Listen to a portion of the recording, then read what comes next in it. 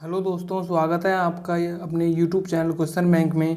पिछले वीडियो में हमने ऊतक के और कोशिका के बारे में बात कर ली थी।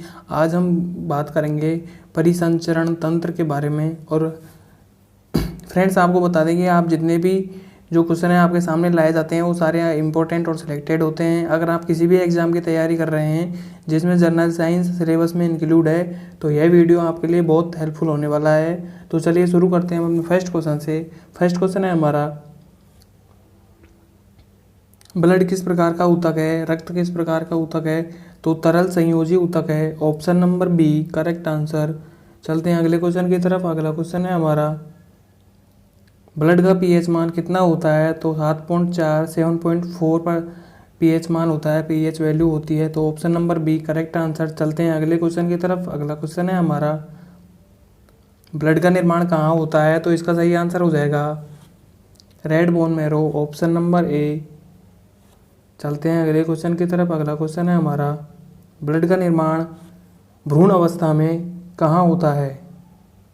तो इसका सही आंसर हो जाएगा ऑप्शन नंबर ए, यकृत में होता है। चलते हैं अगले क्वेश्चन की तरफ। अगला क्वेश्चन है हमारा, ब्लड का द्रव भाग कौन सा होता है? तो इसका सही आंसर हो जाएगा ऑप्शन नंबर ए, प्लाज्मा।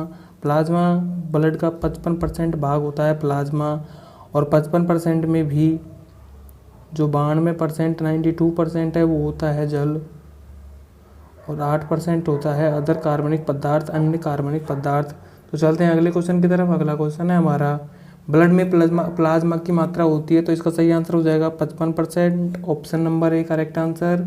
चलते हैं अगले क्वेश्चन की तरफ। अगला क्वेश्चन है हमारा, प्लाज्मा में जल की मात्रा कितनी होती है? तो प्लाज्मा में जल की मात्रा होती है 92%, option number A correct answer. 92% plasma में जल की मात्रा, और 8% जो होता है वो होता है और अन्य जो कार्बनिक पदार्थ होते हैं वो होता है। चलते हैं अगले क्वेश्चन की तरफ। अगला क्वेश्चन है हमारा, ब्लड का ठोस भाग कहलाता है? तो इसका सही आंसर हो जाएगा कोशिका, ऑप्शन नंबर सी।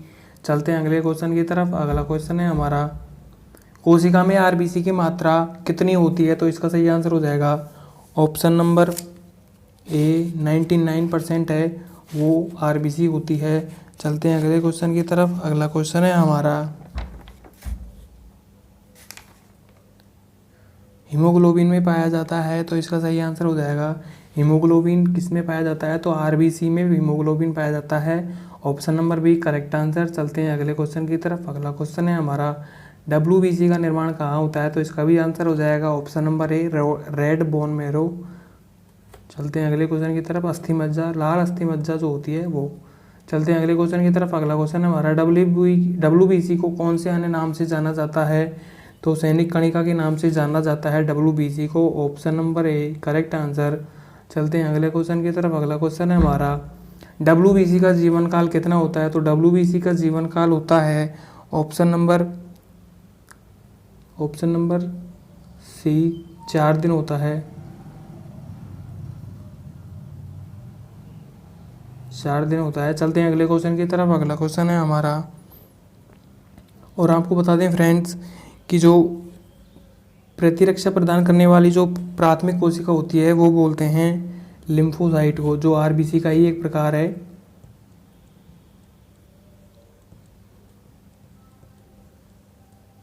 लिम्फोसाइट। चलते हैं अगले क्वेश्चन की तरफ। अगला क्वेश्चन हो जाएगा हमारा, निम्न में से प्लेटलेट्स को किस नाम से जाना जाता है? तो इसका सही आंसर हो जाएगा thrombocyte, option number B correct answer. चलते हैं अगले क्वेश्चन की तरफ। अगला क्वेश्चन है हमारा, प्लेटलेट्स का जीवन काल कितना होता है? तो इसका सही आंसर हो जाएगा ऑप्शन नंबर 3 यानी B, option number B sorry, 10 दिन होता है। चलते हैं अगले क्वेश्चन की तरफ। और आपको बता दें कि जो प्लेटलेट्स होती हैं वो, जिनको बिम्बाणु बोलते हैं, ये केंद्रक विहीन होती हैं, इसमें केंद्रक नहीं पाया जाता, केंद्रक है वो नहीं पाया जाता। चलते हैं अगले क्वेश्चन की तरफ। अगला क्वेश्चन है हमारा, आरबीसी का अन्य नाम क्या है? तो आरबीसी का अन्य नाम हो जाएगा erythrocyte, option number B correct answer. चलते हैं अगले क्वेश्चन की तरफ। अगला क्वेश्चन है हमारा, आरबीसी का जीवन काल कितना होता है? तो इसका सही आंसर हो जाएगा ऑप्शन नंबर सी, 28 दिन होता है। चलते हैं अगले क्वेश्चन की तरफ। अगला क्वेश्चन है हमारा, हीमोग्लोबिन किस में पाया जाता है? तो हीमोग्लोबिन पाया जाता है आरबीसी में। चलते हैं अगले क्वेश्चन की तरफ। अगला क्वेश्चन है हमारा, आरबीसी का कब्रिस्तान किसे कहा जाता है? तो आरबीसी का कब्रिस्तान कहा जाता है यकृत को भी, प्लिया को भी और स्प्लीन को। ऑप्शन नंबर डी आल, option number D correct answer. चलते हैं अगले क्वेश्चन की तरफ। अगला क्वेश्चन है हमारा, मानवों में किस प्रकार का परिसंचरण तंत्र पाया जाता है? तो इसका सही आंसर हो जाएगा बंद परिसंचरण तंत्र पाया जाता है। चलते हैं अगले क्वेश्चन की तरफ। अगला क्वेश्चन है हमारा, और गाइज आपको बता दें कि इस जो मानव में जो परिसंचरण तंत्र पाया जाता है इसको दोहरा परिसंचरण तंत्र भी बोलते हैं। चलते हैं अगले क्वेश्चन की तरफ। अगला क्वेश्चन है हमारा, रक्त परिसंचरण तंत्र का केंद्रक है? तो इसका सही आंसर हो जाएगा ऑप्शन नंबर ए हार्ट। हृदय जो होता है वो रक्त परिसंचरण तंत्र का सेंटर पॉइंट माना जाता है। चलते हैं अगले क्वेश्चन की तरफ। अगला क्वेश्चन है हमारा, हार्ट किस प्रकार के ऊतक से बना होता है? तो इसका सही आंसर हो जाएगा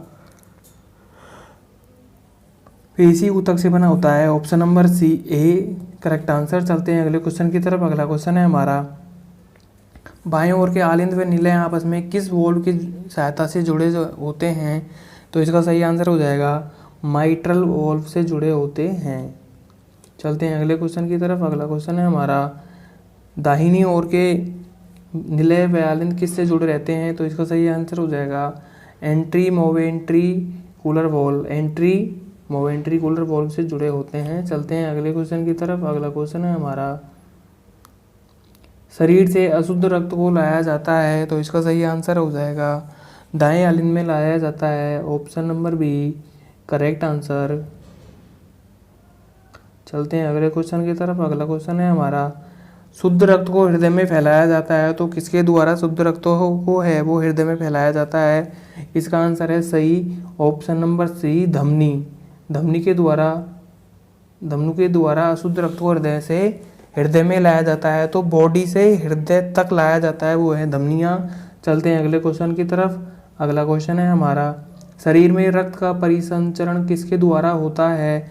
तो इसका सही आंसर हो जाएगा वाहिनियों के द्वारा होता है और option number C correct answer. चलते हैं अगले क्वेश्चन की तरफ। अगला क्वेश्चन है हमारा, सामान्य रक्तदाब कितना होता है? तो इसका सही आंसर हो जाएगा 80 से 120 systole, option number A correct answer. चलते हैं अगले क्वेश्चन की तरफ। अगला क्वेश्चन है हमारा, आपको बता दें कि जो नॉर्मल जो प्रेशर होता है, ब्लड प्रेशर सामान्य मनुष्य नॉर्मल ह्यूमन बॉडी का वो होता है 80 से 120 सिस्टोल और 60 से 90 डायस्टोल होता है। चलते हैं अगले क्वेश्चन की तरफ। अगला क्वेश्चन है हमारा, जीवों में पोषक पदार्थ, गैस, हार्मोन आदि का शरीर में परिवहन होता है? तो इसका सही आंसर हो जाएगा ऑप्शन नंबर सी रक्त परिसंचरण तंत्र। चलते हैं अगले क्वेश्चन की तरफ। अगला क्वेश्चन है हमारा,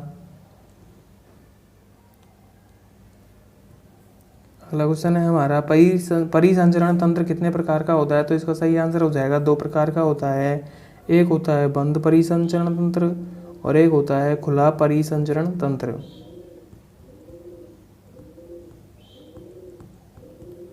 चलते हैं अगले